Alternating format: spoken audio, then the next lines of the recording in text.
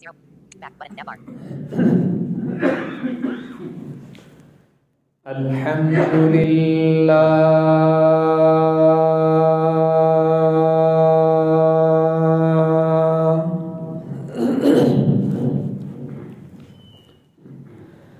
الحمد لله نحمده ونستعينه ونستغفره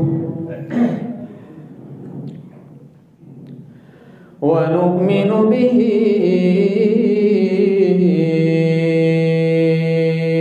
ونتوكل عليه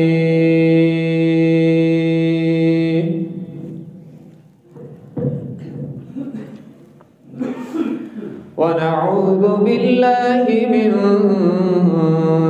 شرور أنفسنا ومن سيئات أعمالنا من يهده الله فلا مضل له ومن يضلله فلا هادي له ونشهد أن لا إله إلا الله وحده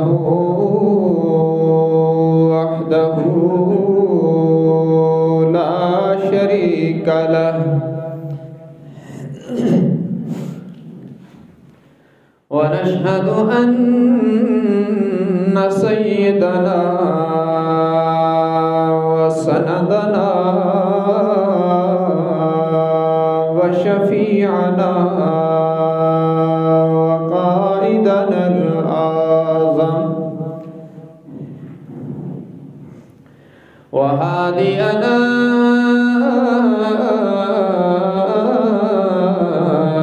ومرشدنا ومأوانا وملجانا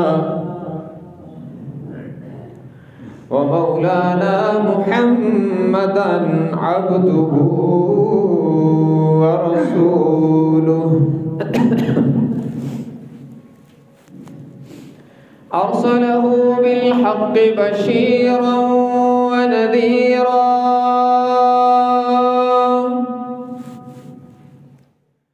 وداعيا إلى الله بإذنه وسراجا منيرا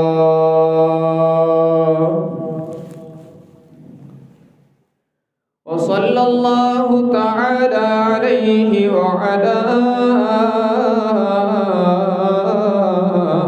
آله وأصحابه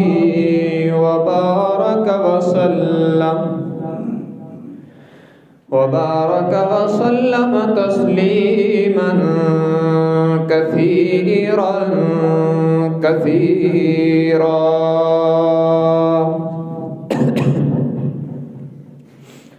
أما بعد فأعوذ بالله من الشيطان الرجيم بسم الله الرحمن الرحيم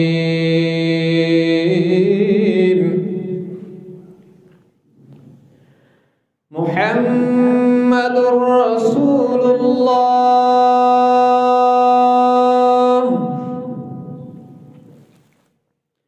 والذين معه أشداء على الكفار رحماء بينهم تراهم ركعا سجدا يبتغون فضلا من الله ورضوانا سيماهم في وجوههم من أثر السجود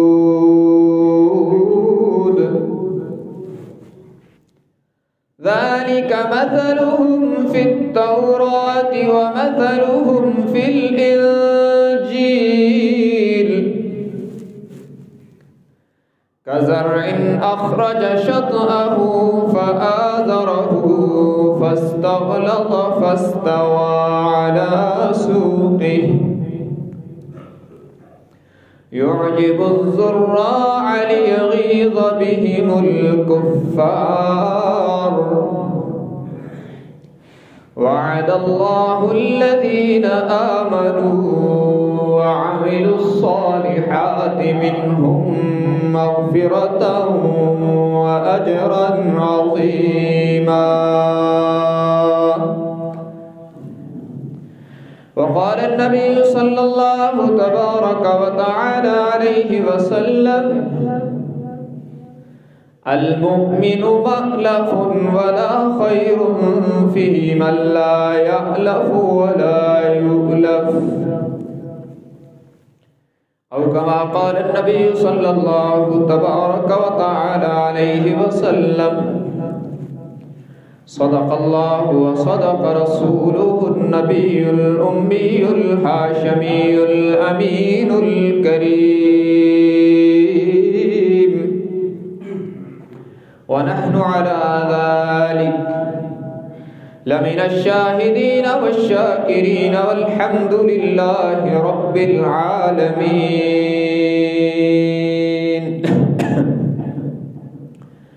إن الله وملائكته يصلون على النبي يا أيها الذين آمنوا صلوا عليه وسلموا تسليما. اللهم صل على محمد وعلى آل محمد كما صليت على إبراهيم وعلى آل إبراهيم إنك حميد مجيد. اللهم بارك على محمد وعلى آل محمد كما باركت على إبراهيم وعلى آل إبراهيم إنك حميد مجيد.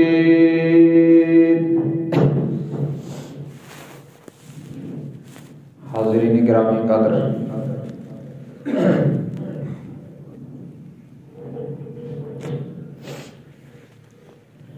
اسلامی مہینوں میں سے 7واں مہینہ ماہ رجب ہے. آج اس کی 2 تاریخ ہے.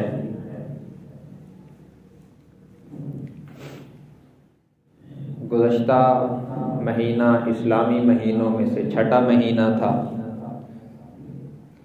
ماہ جمادی الثانی،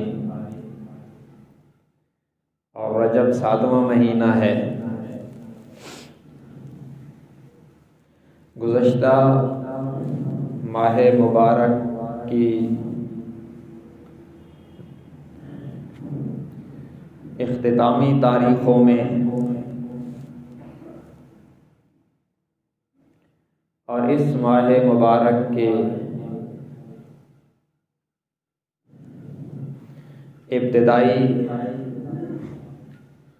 15 ایام میں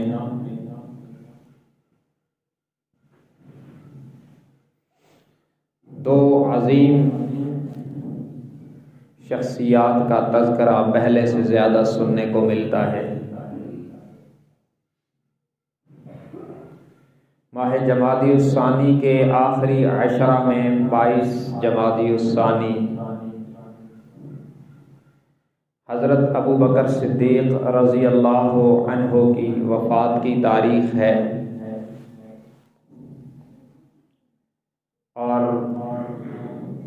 ماہ رجب کے ابتدائی 15 ایام میں مورخین کے مختلف اقوال کے مطابق حضرت علی رضی اللہ تعالی عنہ کی ولادت کی تاریخ ہے۔ 13 رجب مشہور ہے، اس کے علاوہ بھی اقوال ہیں۔ گویا ماہ جمادی الثانی حضرت ابو بکر صدیق رضی اللہ تعالی عنہ کے دنیا سے تشریف لے جانے کی تاریخ ہے، اور 13 رجب المرجب حضرت علی رضی اللہ تعالی عنہ کے دنیا میں آنے کی تاریخ ہے۔ تو آج کے خطبہ میں ان دونوں شخصیات کی باہمی محبت، پیار، الفت، مودت کا تذکرہ ہوگا، کیونکہ حضرت ابو بکر اور حضرت علی رضی اللہ عنہما دونوں وہ عظیم شخصیات ہیں جنہیں ذات رسالت سے بڑا گہرا تعلق ہے۔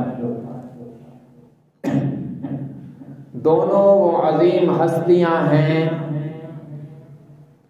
جنہیں در رسول سے کئی نسبتیں ہیں۔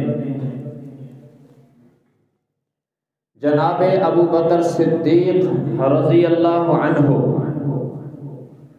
اور جناب علی المرتضی رضی اللہ عنہ دونوں کو حضور اکرم صلی اللہ علیہ وسلم کی ذات بابرکات کے ساتھ کچھ نسبتیں ایسی ہیں جن میں یہ اپنی مثال آپ ہیں، اور دونوں کی محبت اہل ایمان کے دلوں میں جاگزی ہے۔ دونوں کی محبت، عقیدت، الفت، مودت، پیار جزو ایمان ہے۔ ان میں سے کسی ایک کے بارے میں بھی ذرہ برابر میل کا دل میں آ جانا منافقت ہے، اور ان سے محبت، مودت، پیار کا اظہار ایمان کا تقاضا ہے۔ ہمارے لیے دونوں شخصیتیں انتہائی قابل احترام ہیں۔ حضرت ابو بکر وہ خوش نصیب ہیں جن سے خلافت راشدہ کا آغاز ہوتا ہے،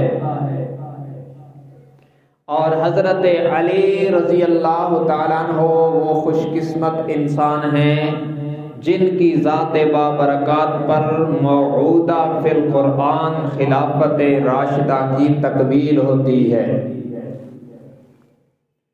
بلکہ میں اس سے بھی اور وضاحت کے ساتھ کہتا ہوں، حضرت علی رضی اللہ تعالی عنہ وہ خوش قسمت انسان ہیں جو رسول اللہ صلی اللہ علیہ وسلم کے در اقدس پر دلہا بن کے آئے ہیں، اور حضرت ابو بکر صدیق رضی اللہ تعالیٰ عنہ وہ خوش قسمت انسان ہیں جن کے در پہ خود رسول دلہا بن کے آئے ہیں۔ حضرت علی رضی اللہ تعالی عنہ وہ خوش قسمت انسان ہیں جن کا گھر بسایا نبی کی بیٹی نے، اور حضرت ابو بکر صدیق رضی اللہ تعالی عنہ وہ خوش قسمت انسان ہیں جن کی بیٹی نے رسول کا گھر بسایا ہے۔ حضرت علی رضی اللہ تعالی عنہ وہ خوش قسمت انسان ہیں جنہوں نے در رسول سے لیا ہے، اور اس در سے لینا بھی عظمت ہے۔ حضرت علی رضی اللہ تعالی عنہ وہ خوش قسمت انسان ہیں جنہوں نے در رسول سے لیا ہے، اور حضرت ابو بکر صدیق رضی اللہ تعالیٰ عنہ وہ عظیم عظیم انسان ہیں جنہوں نے در رسول پہ سب کچھ دیا ہے۔ حضرت علی رضی اللہ تعالیٰ عنہ وہ عظیم انسان ہیں جنہوں نے رسول اللہ کی بیٹی لی ہے۔ حضرت ابو بکر وہ خوش نصیب انسان ہیں جنہوں نے نبی کے قدموں پہ اپنی بیٹی قربان کی ہے۔ حضرت علی رضی اللہ تعالیٰ عنہ وہ خوش قسمت انسان ہیں جن پر رسول اللہ نے خرچ کیا ہے۔ حضرت ابو بکر صدیق رضی اللہ تعالیٰ عنہ وہ خوش قسمت انسان ہیں جنہوں نے اپنا سب کچھ نبی پہ خرچ کیا ہے۔ دونوں ہی ہمارے نزدیک عظیم ہیں، عظیم تر ہیں، دونوں کی محبت جزو ایمان ہے۔ ابو بکر سے بغض ہو تو رافضیت ہے، علی سے بغض ہو تو خارجیت ہے، اور ہم نہ رافضی ہیں نہ خارجی ہیں، الحمدللہ اہل سنت والجماعت ہیں، صحابہ اور اہل بیت سب سے پیار کرتے ہیں۔ تو دونوں شخصیات پر میں آج کے خطبے میں چند باتیں عرض کر رہا ہوں۔ حضرت ابو بکر اور حضرت علی رضی اللہ عنہما دونوں اپنی اپنی جگہ پر عظیم ہیں۔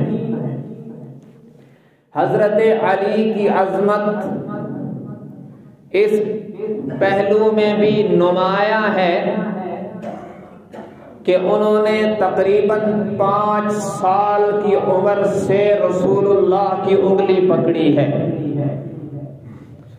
یہ بات ذہن میں رکھنا، جناب ابو طالب حضرت علی رضی اللہ عنہ کے والد کثیر العیال تھے، اور جو کچھ ہوتا تھا حرم کے مسافروں کی خدمت پر لٹا دیتے تھے، فقر و فاقہ ان کے گھر میں اکثر رہتا تھا۔ اس لیے بچپن ہی سے رسول اللہ صلی اللہ علیہ وسلم نے حضرت علی رضی اللہ عنہ کو اپنی کفالت میں لیا تھا۔ حضرت جناب ابو طالب کے 4 بیٹے تھے۔ بڑے بیٹے کا نام طالب تھا، اسے اسلام نصیب نہیں ہوا، اسی کے نام پر ابو طالب کی کنیت ابو طالب ہے، اصل میں ان کا نام عبد مناف تھا۔ رسول اللہ صلی اللہ علیہ وسلم کا وہ چچا ہے جس نے زندگی بھر رسول اللہ کا تعاون کیا۔ میں ان کے حالات کو پڑھتا ہوں تو انہیں حضرت کہنے کو جی چاہتا ہے، مگر یہ تقسیم میرے اللہ کی ہے کہ انہیں ایمان نصیب نہیں ہوا۔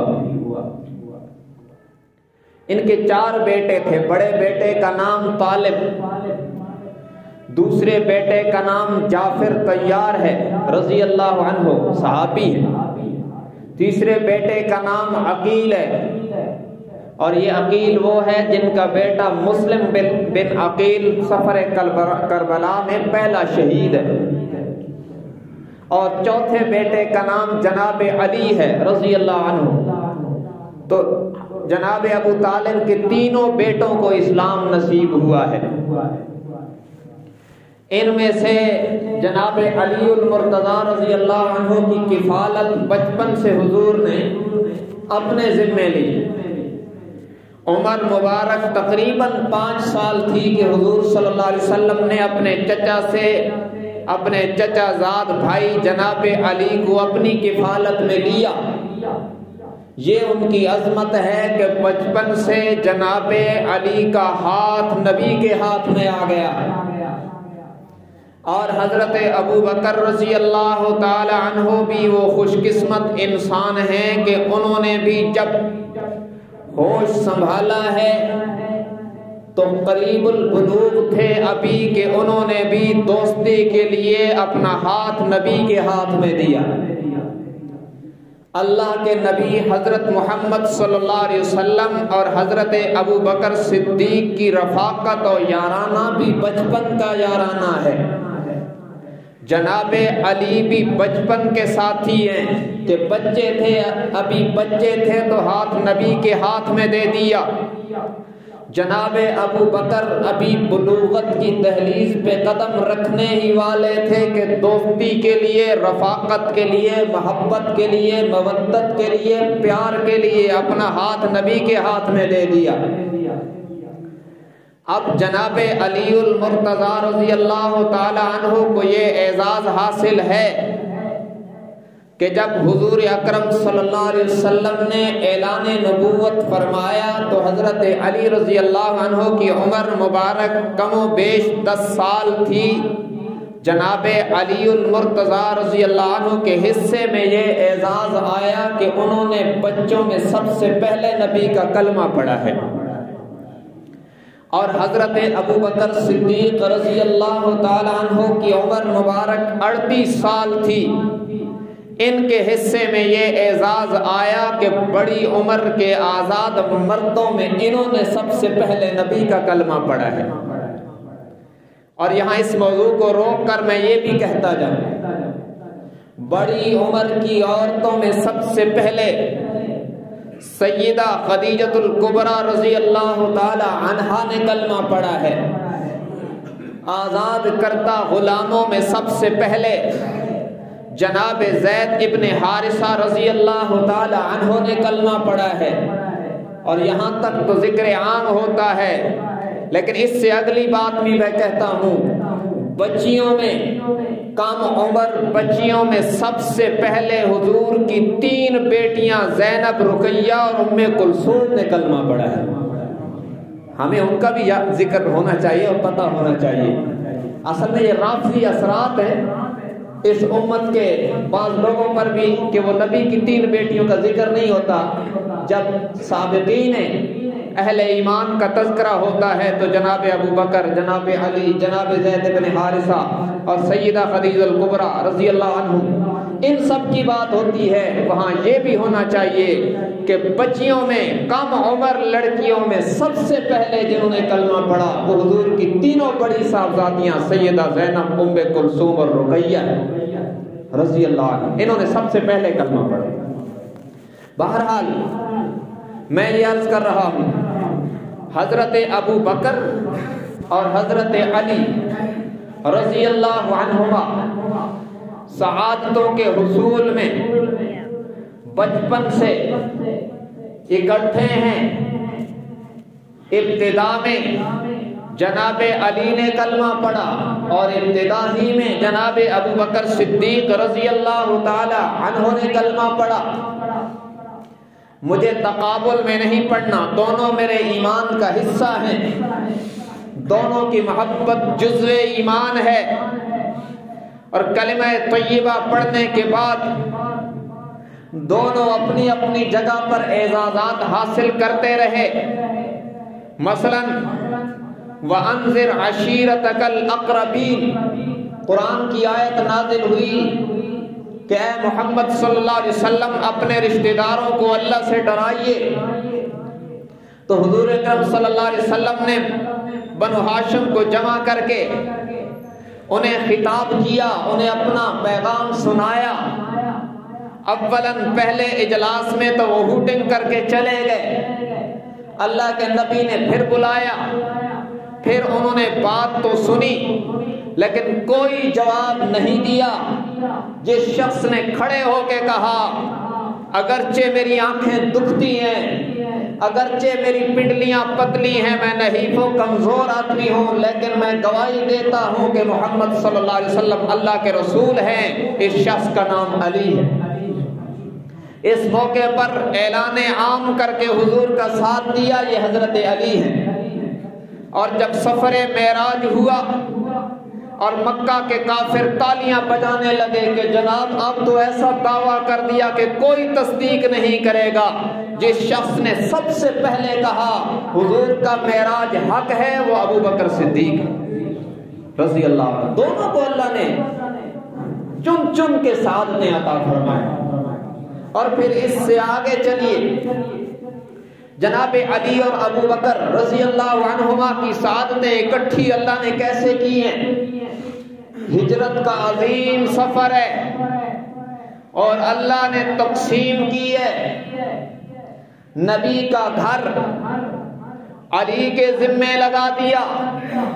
یہ عظمت کی بات ہے، نبی کا گھر علی کے ذمے لگا دیا اور خود نبی کو ابو بکر کے گھر کا راستہ دکھا دیا، دونوں کو سعادتیں عطا کی۔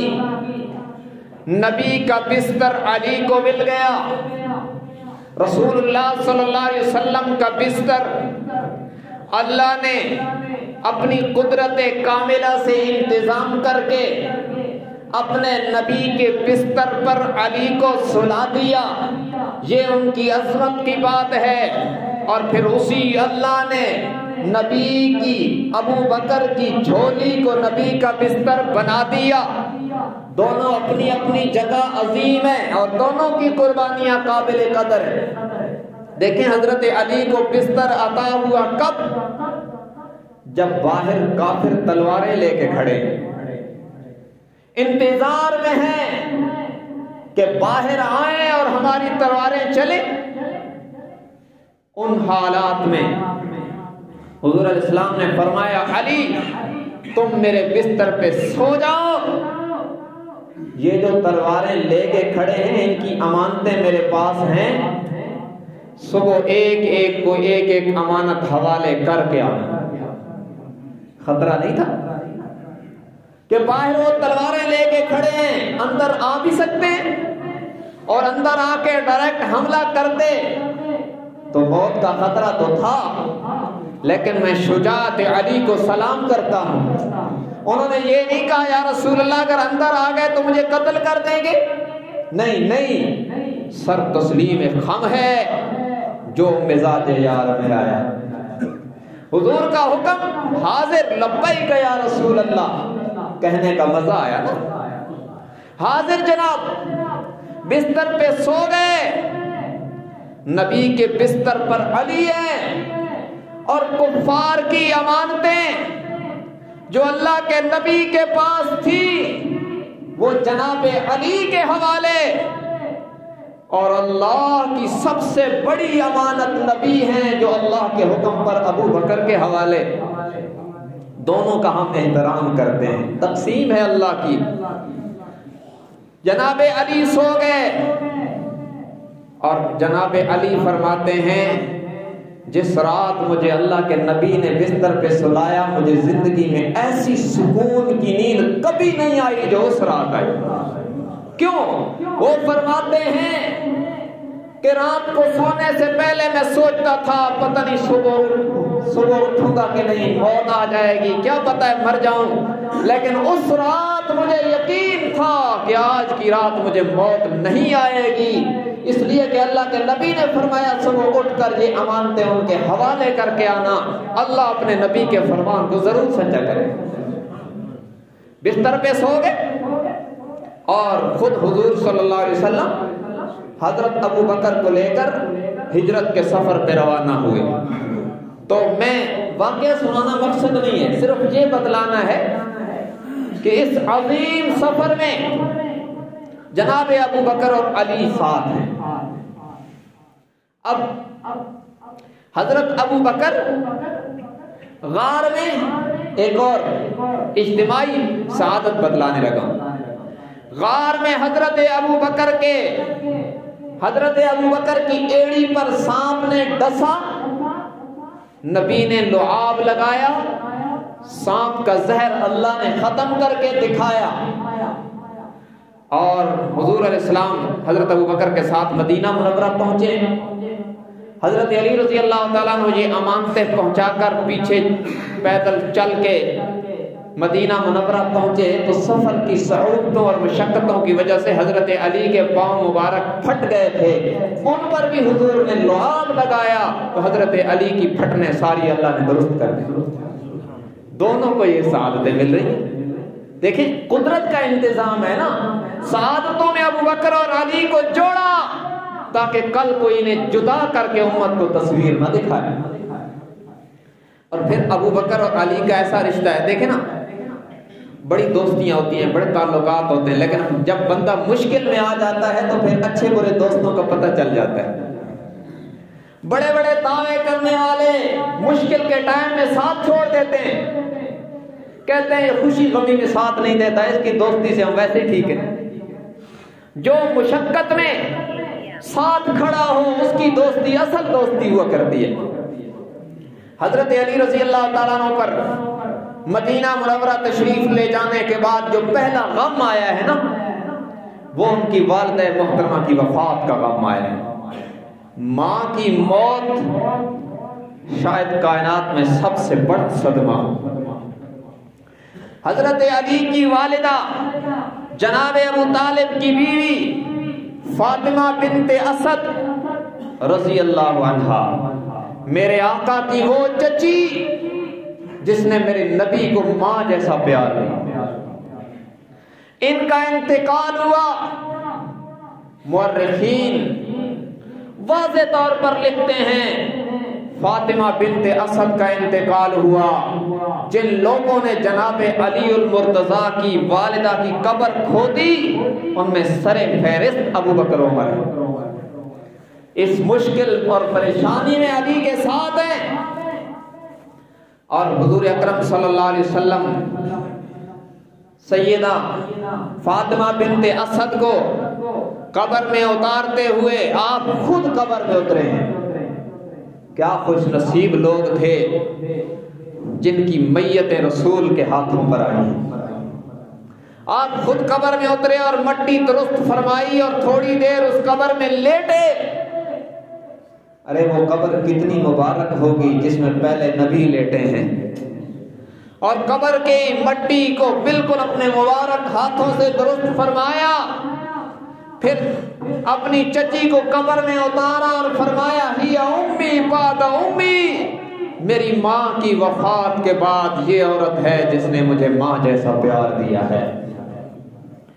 اور انہیں قبر میں اتارا، اور اس سے پہلے جب نماز جنازہ ہوئی مورخین کہتے ہیں وصلی علیہا 4 تکبیرات وابو بکر معہ، کہ حضور صلی اللہ علیہ وسلم نے اپنی چچی فاطمہ بنت اسد پر نماز جنازہ پڑھی 4 تکبیروں کے ساتھ، اور پہلی صف میں حضور کے ساتھ ابو بکر بھی تھے۔ حضرت علی کے صدمے میں ابو بکر بھی ساتھ شریک ہے۔ غم کا موقع ہے، نبی کے ساتھ جناب علی کے ساتھ حضرت ابو بکر شریک، اور حضور علیہ السلام نے فاطمہ بنت اسد کو قبر میں اتارا اور دعا بھی فرمائی کہ یا اللہ میری چچی کی بخشش فرما۔ تو اس موقع پر بھی حضرت ابو بکر رضی اللہ تعالیٰ عنہ حضرت علی کے ساتھ، یہ غم کا موقع ہے۔ ایک خوشی کا موقع، حضرت علی کو شرف صحابیت عطا ہونے کے بعد سب سے خوشی اس وقت ملی جب وہ رسول اللہ کے داماد بنے۔ حضرت علی کے لیے شرف صحابیت کے بعد سب سے بڑا اعزاز یہ ہے کہ وہ خاتون جنت سیدہ فاطمہ الزہرا رضی اللہ عنہا کے شوہر بنے۔ اس اعزاز کے حصول میں کیا ہوا ہے، حضرت ابو بکر کا کردار کیا ہے، مورخین شیعہ سنی سب لکھتے ہیں کہ حضرت علی رضی اللہ تعالیٰ عنہ کو حضور علیہ السلام کے گھر پیغام نکاح دینے کا مشورہ ابو بکر عمر عثمان نے دیا۔ سر فہرست حضرت ابو بکر ہیں جنہوں نے یہ مشورہ دیا کہ علی آپ حضور علیہ السلام کے گھر پیغام نکاح دیں تاکہ حضور صلی اللہ علیہ وسلم کی چھوٹی صاحبزادی سیدہ فاطمہ الزہرا رضی اللہ عنہا سے آپ کا نکاح ہو جائے۔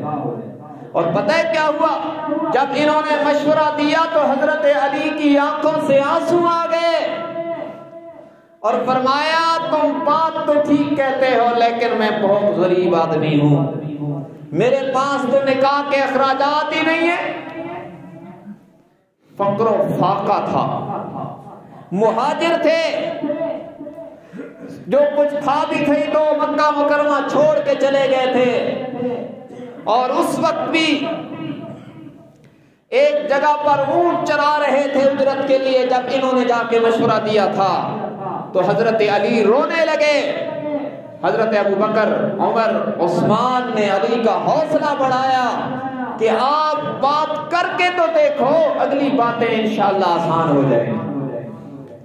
اس پر حضرت علی رضی اللہ تعالی عنہ کا حوصلہ بڑھا اور انہوں نے رسول اللہ صلی اللہ علیہ وسلم کی ذات بابرکات سے بات کی، اور بالآخر آپ صلی اللہ علیہ وسلم نے سیدہ فاطمہ الزہرا رضی اللہ عنہا سے پوچھنے کے بعد قبول فرمایا، اور حضرت علی رضی اللہ تعالیٰ عنہ حضور کے داماد بنے۔ اس میں مشورہ ابو بکر کا ہے، اور شادی کے خرچے کے لیے مال حضرت عثمان کا ہے، اور جب یہ نکاح ہوا تو سر فہرست گواہ ابو بکر، عمر، عثمان ہیں رضی اللہ عنہم۔ تو میں آپ یہ کر رہا ہوں، ابو بکر اور علی ہر موقع پر، ہر سعادت میں اکٹھے ہیں۔ سیدہ فاطمہ الزہرا رضی اللہ عنہا سے نکاح ہونا حضرت علی کے لیے بہت بڑی سعادت ہے۔ اس سعادت کے حصول کا مشورہ دینے والا ابو بکر ہے۔ اور پھر ایک اور سعادت اکٹھی، سن 8 ہجری میں مکہ فتح ہوا، سن 9 ہجری میں حج فرض ہوا، تو پہلا حج حضور صلی اللہ علیہ وسلم نے اب امت کو حج پڑھوانا ہے، زمانہ جاہلیت کے طریقوں کے مطابق نہیں، اب شریعت محمدی کے مطابق ہونا ہے۔ فرض ہونے کے بعد جو پہلا حج تھا سن 9 ہجری میں، اس میں حضور تشریف نہیں لائے۔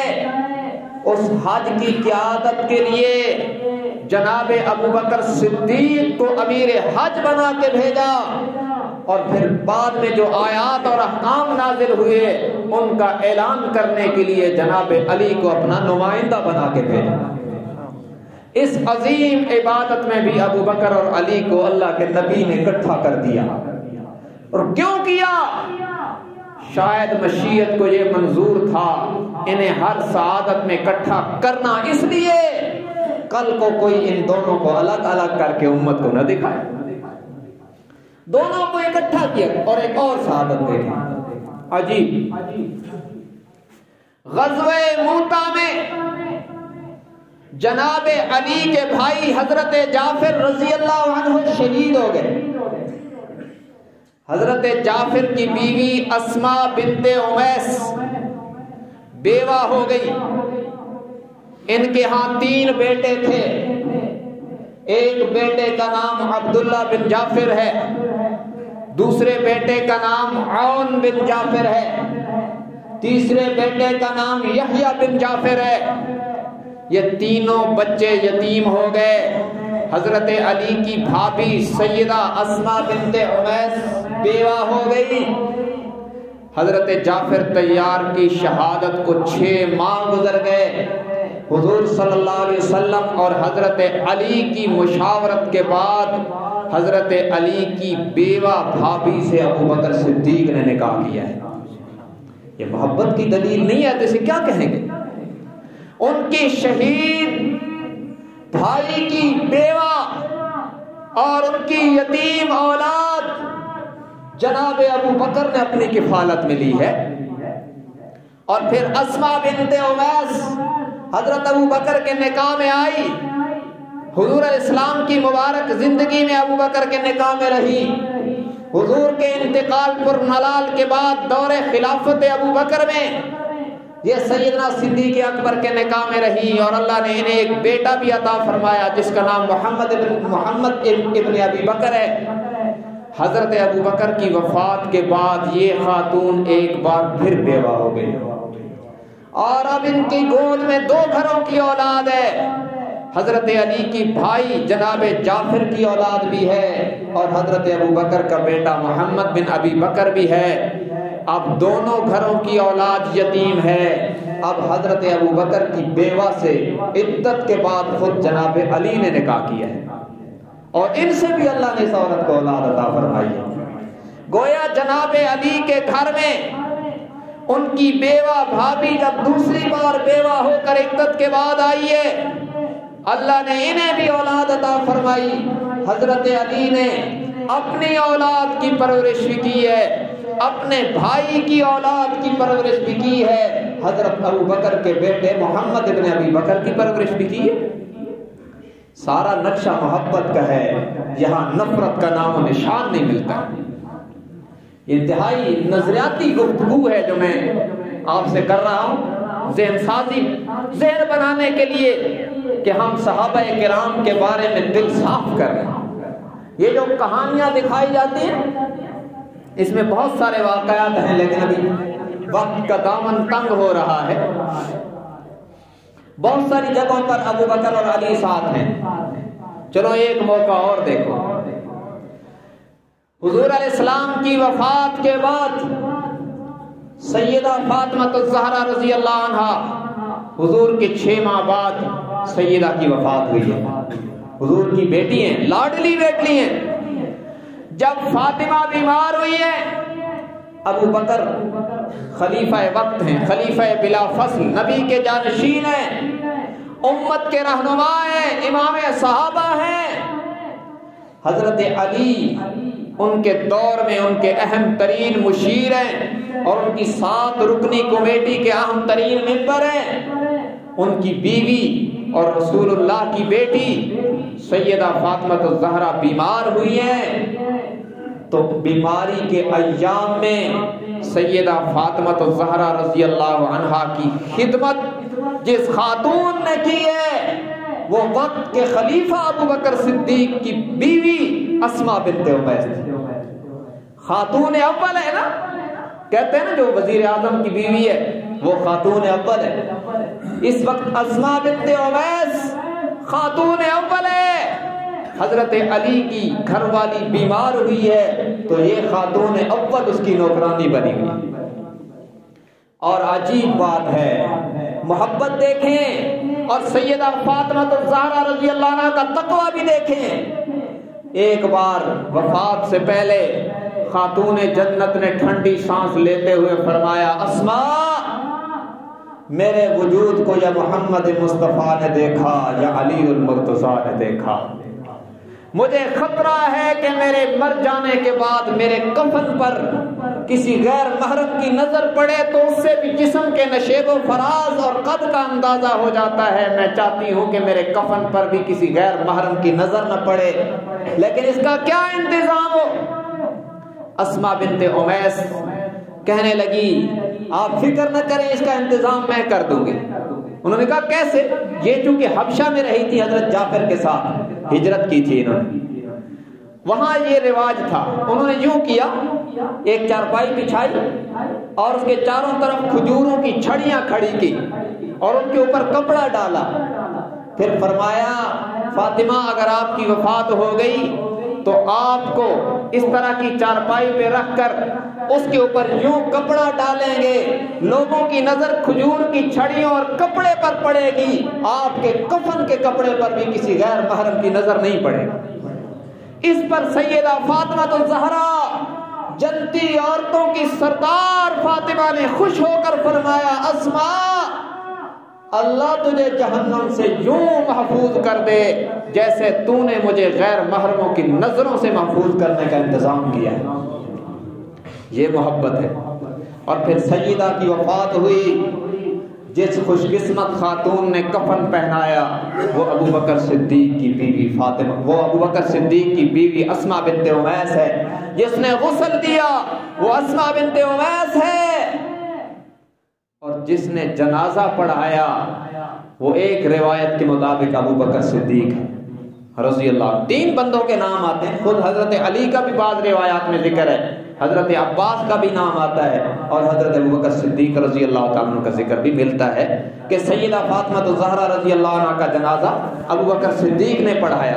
بہرحال میرے عرض کرنے کا مقصد یہ ہے کہ ہر خوشی اور غمی میں ابو بکر اور علی ساتھ ہیں، محبت اور پیار کی فضا ہے ہر جگہ پر۔ بہرحال چونکہ وقت مکمل ہو گیا، ابھی بہت ساری باتیں میرے ذہن میں آ رہی ہیں دونوں کے درمیان محبت کی اور پیار کی۔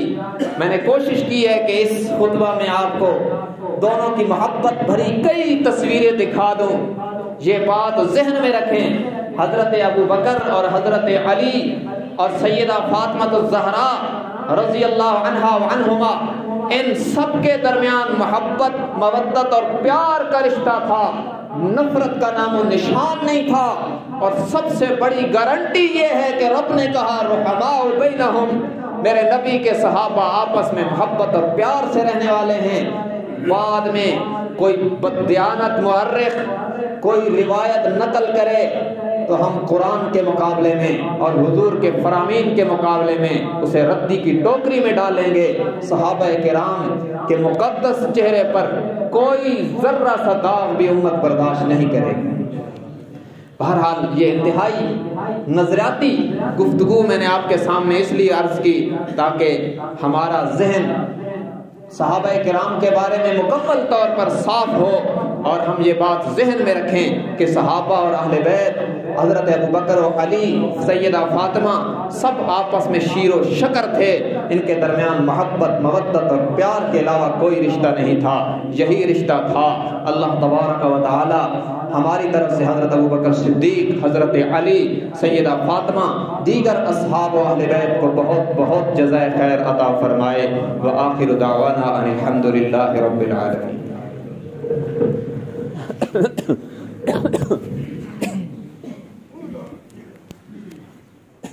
46 minutes, well, that's 46 minutes, pause recording button.